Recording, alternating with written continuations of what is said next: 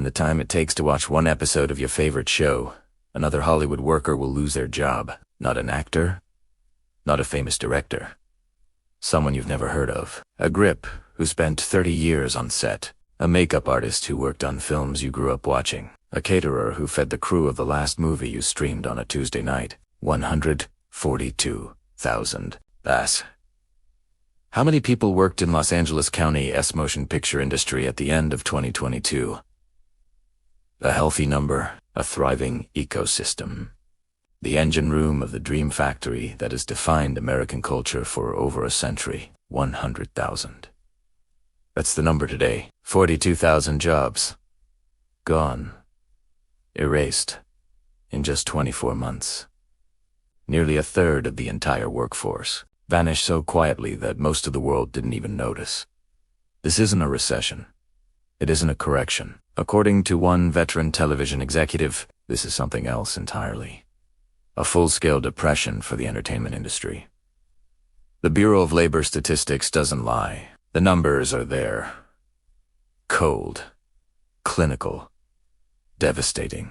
But behind every statistic is a person who moved to Los Angeles with a dream. Someone who believed that hard work and talent would be enough. Film LA, the official film office for the city and county, reported that on-location production was down 22% in the first quarter of 2025 compared to the same period last year. Television production has been hit even harder. In 2021, the region logged 18,560 annual shoot days. By 2024, that number had collapsed to just 7,716, a 58% decline. In 3 years, the president of Film LA said it clearly. 2024 was the worst year on record, excluding COVID, and 2025, it looks even worse. So what happened? How did the capital of global entertainment become a city of empty soundstages and silent back? And more importantly, is there any way back? To understand what went wrong, you have to understand what came before. And what came before looked like paradise. The streaming wars began in earnest around 2019. Netflix, already dominant, suddenly faced competition from every direction. Disney Plus launched with a catalog of beloved franchises. Apple TV Plus arrived with deep pockets and prestige ambitions. HBO Max, Peacock, Paramount Plus. Amazon doubled down on Prime Video. Every company wanted content. Original content. Exclusive content. Content that would make subscribers choose them over everyone else. And where does content come from? Hollywood. Money poured into Los Angeles like water through a broken dam. Studios that had spent decades tightening budgets suddenly found themselves competing to outspend each other. Writers who had struggled for years were suddenly getting multiple offers. Productions were greenlit faster than crews could be assembled. It felt like a renaissance. A new golden age. Peak TV became a phrase that captured the moment. There was simply more high-quality television being produced than at any point in history. In 2022, the 6 largest content providers, Disney, Comcast, Google, Warner Bros. Discovery, Netflix, and Paramount invested a combined $126 billion in content. That's billion with a B. But here's the thing about gold rushes. They end. The streaming companies discovered something their accountants had been whispering for years. Spending billions on content doesn't automatically translate to billions in profit. In fact, Disney's streaming division lost $2.5 billion in 2023. Warner Bros. Discovery was bleeding money. Even Netflix, the undisputed king, was facing pressure from investors to show better returns. Wall Street's message changed. Growth was no longer the priority. Profit was, and profit meant spending less, commissioning fewer shows, canceling projects mid-development, letting contracts expire. The boom became a contraction. When Disney's Bob Iger returned as CEO, he took what observers called a chainsaw to the content budget, $6 billion less in spending than 2022. Other studios followed. The message was clear. The era of infinite content was over. But the workers who had moved to Los Angeles during the boom, the crews who had bought houses assuming the work would continue, They were still there, waiting for calls that would never come. May 2nd, 2023. Reuters walked off the job. The Writers Guild of America strike would last 148 days, the longest in the union's history. Their demands centered on residual payments from streaming, minimum staffing for writers' rooms, and protections against artificial intelligence. Then, on July 14th, the actors joined them. SAG-AFTRA called its first strike in 43 years. Similar concerns, similar frustrations. The feeling that while executives collected bonuses and streaming platforms boasted about subscriber numbers, the workers who actually made the content were being squeezed. For 118 days, Hollywood went dark. Productions shut down mid-shoot. Films were delayed. Television schedules were thrown into chaos. The streets around studio gates filled with picket lines. Celebrities carrying signs alongside unknown writers. When the strikes finally ended in late 2023, industry insiders expected a surge. All that pent-up production would need to be made. Crews would be called back. The machine would restart. That's not what happened. Studios looked at their balance sheets. They looked at the projects that had been paused, and many of them simply never came back. Budgets had been recalculated.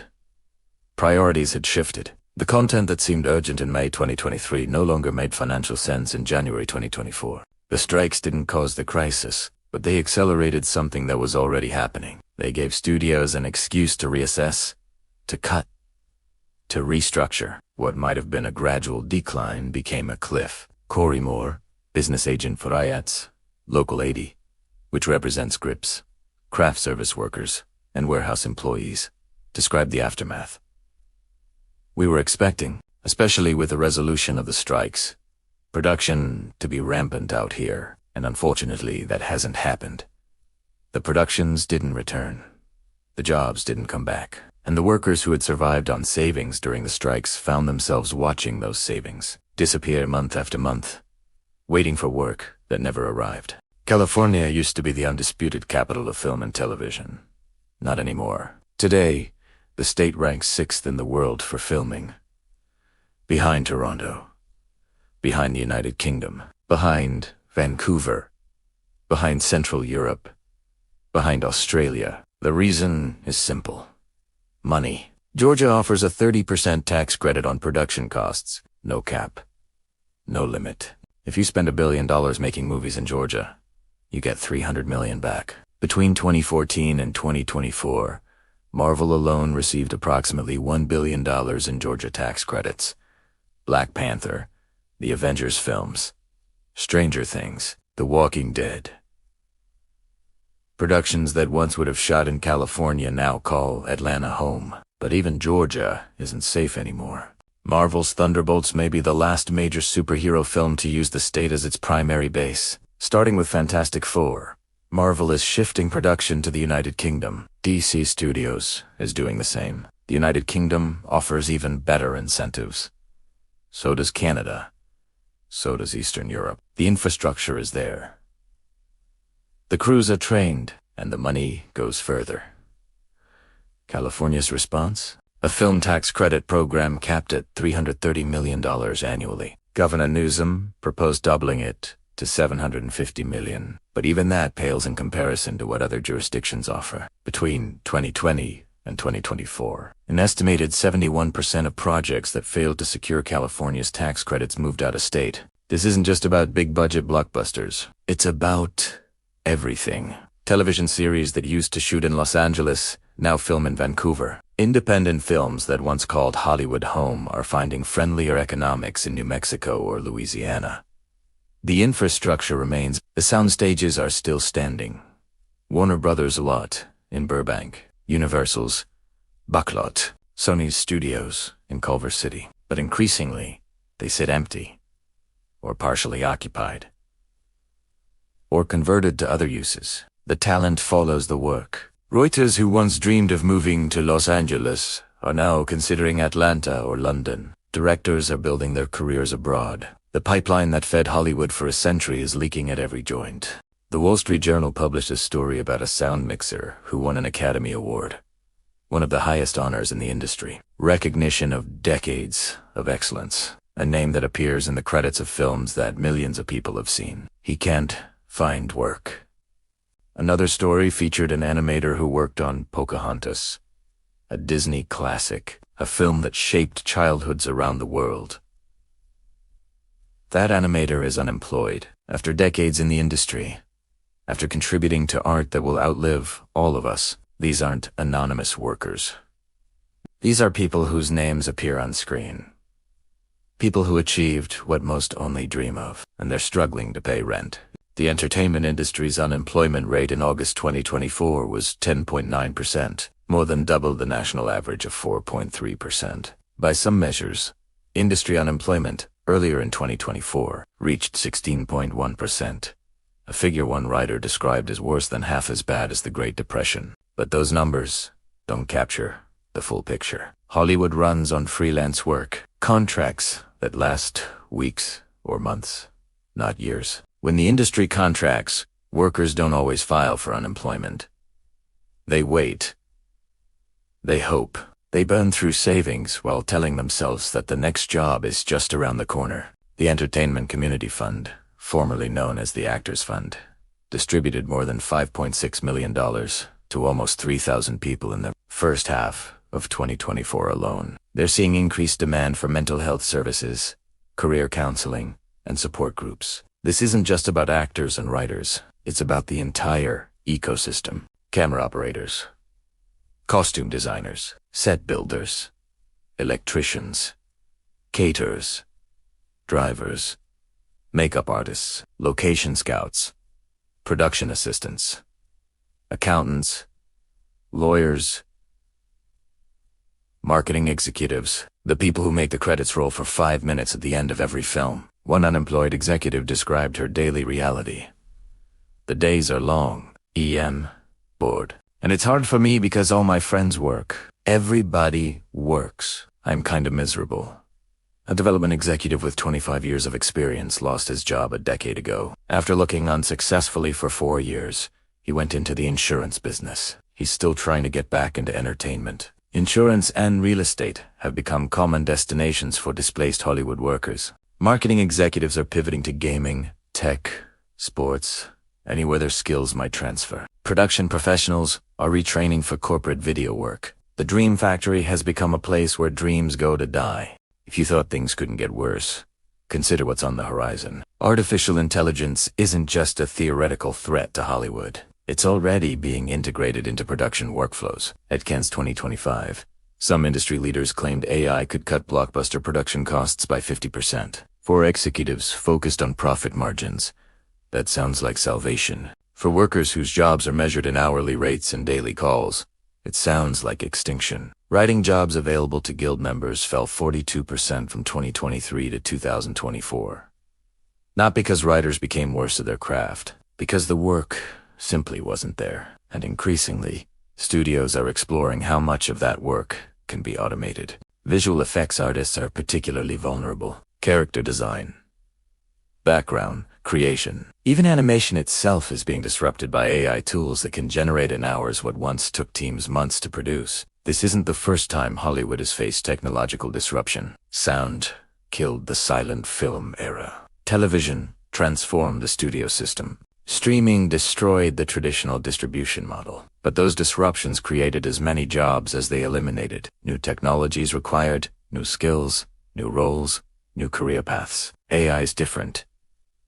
Its entire premise is doing more with less. Its selling point is efficiency, which in corporate language means fewer workers producing more content. The studios haven't fully committed to this path yet. Human creativity still matters. Union agreements still provide some protection. Public relations concerns still give executives pause. But in the gap between what's possible and what's implemented, thousands of careers hang in the balance. Workers who survived the current contraction may find themselves facing an entirely different threat in the years ahead. The 1 million people in Southern California whose livelihoods depend on traditional film and television production are watching the horizon. And what they see isn't encouraging. Hollywood isn't just an industry. For Los Angeles, it's an identity. The entertainment sector has historically been one of the top 5 employers in Los Angeles County. In 2023, the industry generated more than $40 billion in local business sales, nearly $300 million in transient occupancy tax revenue. When that machine slows,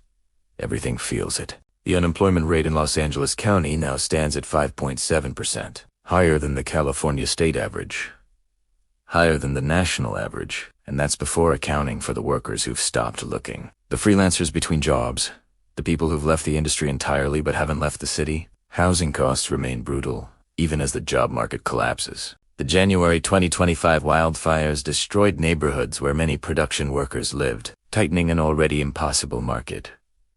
Some workers lost their homes in the fires. Others lost roommates who couldn't afford to stay. The double pressure of job loss and housing costs is pushing people out. Los Angeles is experiencing a net population decline. The city is literally shrinking. Walk through the neighborhoods that once thrived on entertainment money.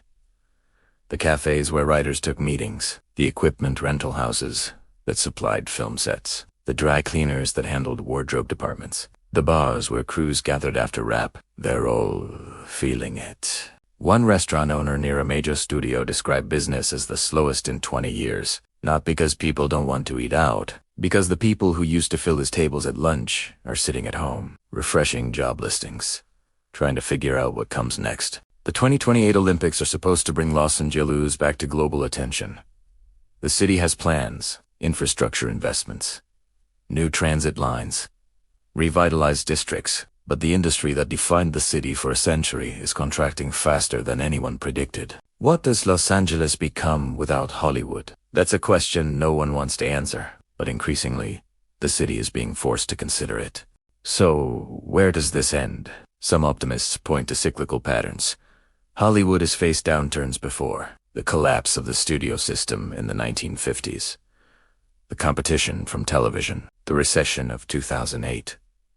Each time, the industry adapted, survived, eventually thrived. But this moment feels different. The structural forces driving the decline aren't going away. Streaming economics favor fewer, bigger productions over the volume that once sustained an industry. Tax incentives elsewhere remain more attractive than California can match. AI continues to advance. Global competition intensifies. Governor Newsom called the industry on life support and pushed for stronger support. The expanded tax credit might help, but analysts warn that many of the lost jobs may never return. The workers who remain are adapting. Career coaches are helping entertainment professionals reframe their resumes for corporate positions. Retraining programs are teaching new skills. Support groups are providing community for people facing isolation and uncertainty. Some are leaving Los Angeles entirely, moving to Atlanta, to Austin, two cities where the cost of living allows for survival while they wait for the industry to recover, or while they build new careers entirely. Others are staying and fighting, believing that talent and persistence will eventually win out, that the industry will find its footing, that the work will return. The upcoming union negotiations add another layer of uncertainty. IATSE, the Teamsters, and Hollywood Basic Crafts are preparing for contract talks. Workers worry about another strike, or about accepting terms that do reflect the reality of a transformed industry. Hollywood has always been a place where fortunes change overnight, where nobody's become legends, and legends become forgotten. That volatility was part of the appeal. Now it's becoming something else entirely. A volatility that threatens not just individual careers, but the existence of an entire ecosystem. A volatility that asks whether the dream factory can survive in its current form at all. Every film ends with credits. Names scrolling past, usually ignored. A list of the hundreds or thousands of people who made the thing you just watched. Those credits tell a story. A driver named Maria, who got herself in a truck to set at 4 a.m. A grip named Michael, who spent 12 hours in the sun making sure a light stayed exactly where the director wanted it. A caterer named James, who fed 200 people 3 times a day, every day, for 4 months. They don't get interviewed on talk shows. Their faces don't appear in magazines. Most of them will never have Wikipedia pages. But they are Hollywood. They always have been. The anonymous army that transforms scripts into images, ideas into experiences, stories into something you can feel. 42,000 of them have lost their jobs in just 2 years. Some will find work again. The industry won't disappear entirely. Productions will continue. Even if they're fewer and farther between, there will always be stories to tell, and someone has to tell them. But the Hollywood that existed in 2021, the booming, chaotic, opportunity-filled Hollywood that drew dreamers from every corner of the world, that Hollywood may be gone, replaced by something leaner, more corporate, less forgiving. The soundstages still stand. The studios still operate. The lights of the Walk of Fame still flicker at night. But the people who made them mean something, many of them are gone now, looking for work elsewhere, retraining for different careers, explaining to their kids why the industry they dedicated their lives to doesn't need them anymore. This is the story of 42,000 people who believed in something, who worked for decades, perfecting crafts most people don't know exist, who built their lives around an industry that told them they mattered. Then one day, the calls stopped coming. The question isn't whether Hollywood will survive. The question is what it will become, and whether the people who built it will be there to see it. The credits are rolling, the theater is emptying, and for 42,000 workers, the show is already over.